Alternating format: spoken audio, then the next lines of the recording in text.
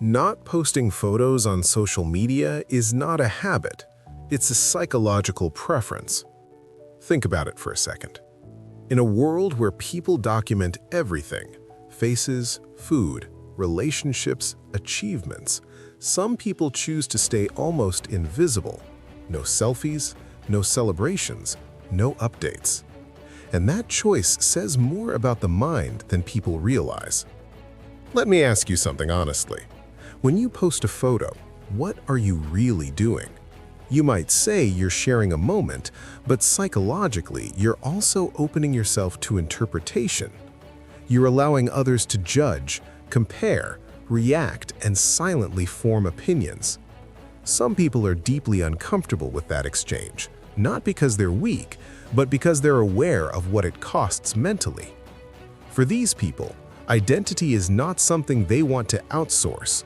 They don't want their self-image shaped by reactions, comments, or silent viewers. They prefer to decide who gets access to them. That's not antisocial behavior, that's boundary awareness. They're not hiding, they're regulating exposure.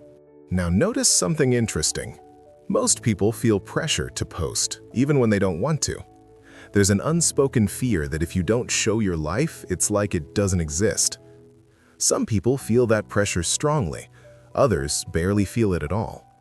The difference comes down to how they regulate self-worth.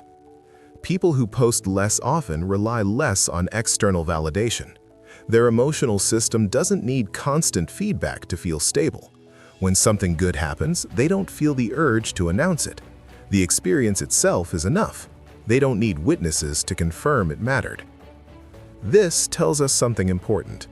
Many people complete their emotions socially. They feel happy, then look for likes to reinforce it. They feel proud, then wait for comments to validate it. The reaction finishes the emotion. But people who don't post complete that emotional process internally.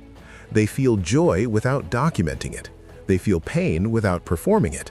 They feel satisfied without broadcasting it. That creates a different relationship with attention. Silence doesn't threaten them. Being unseen doesn't make them feel erased.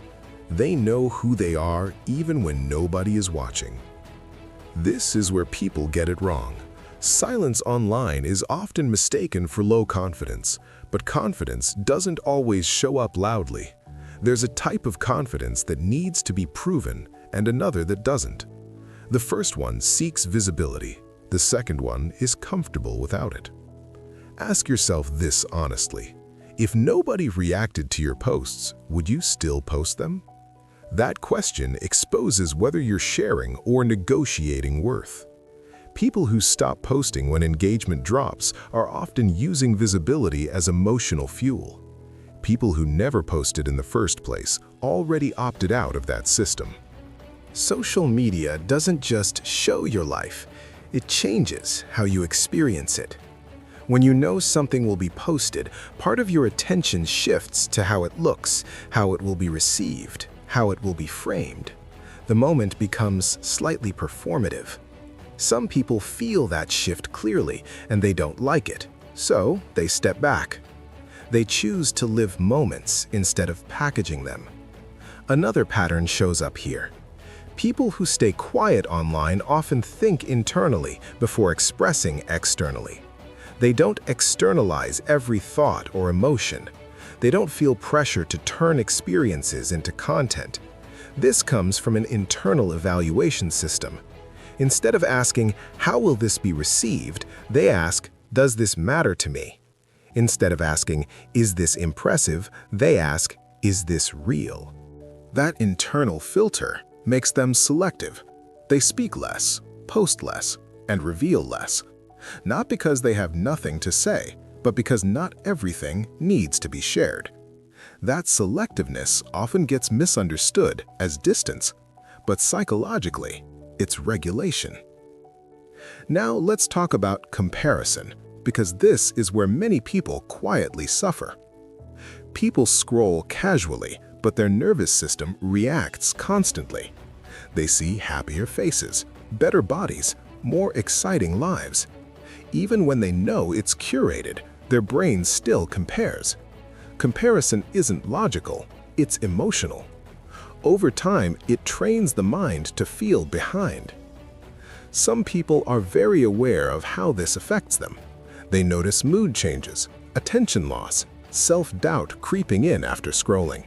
So they reduce exposure. Not dramatically, not with announcements. They just don't participate much. They stay low-key. They protect their mental space. That's not avoidance, that's emotional regulation. There's another layer people rarely talk about.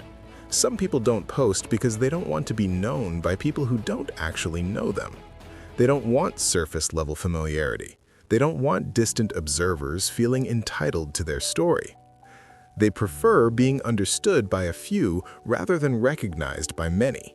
That's not arrogance. That's an intimacy preference. They understand that visibility doesn't equal connection. Someone can see your face every day and still not understand you at all, so they reserve access. They keep their inner life private. Some people also don't post because they're deeply present-oriented. When they're in a moment, they're in it, not framing it, not documenting it, just living it. Presence and performance don't coexist easily. One pulls attention inward, the other pulls it outward. Some people are wired more inward. Now ask yourself this. Why does it bother people when someone doesn't post? Why do we assume something is wrong? Because their silence challenges the unspoken rule that says if you're happy, you should show it. When someone refuses, it forces a quiet question in others. If they don't need to show, why do I? That question is uncomfortable, so people explain the silence as insecurity instead of choice. To be clear, psychology is never one size fits all. Some people don't post because they're anxious, some because they're withdrawn, some because they're hiding. But when someone is emotionally stable, socially functional, mentally grounded, and still chooses silence, that silence is intentional. They know what drains them. They know what overstimulates them. They know what subtly shifts their mood, and they adjust. They don't fight attention culture, they just don't give it control. So the next time you notice someone who never posts their photos, pause before judging. They might not be shy. They might not be insecure.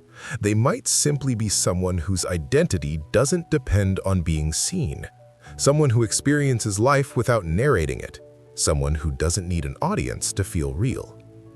In a culture obsessed with visibility, that kind of psychological independence is rare. And when you don't need attention, attention can't control you. When you don't need validation, validation loses its leverage. That's not detachment, that's autonomy. And autonomy is one of the clearest signs of psychological health.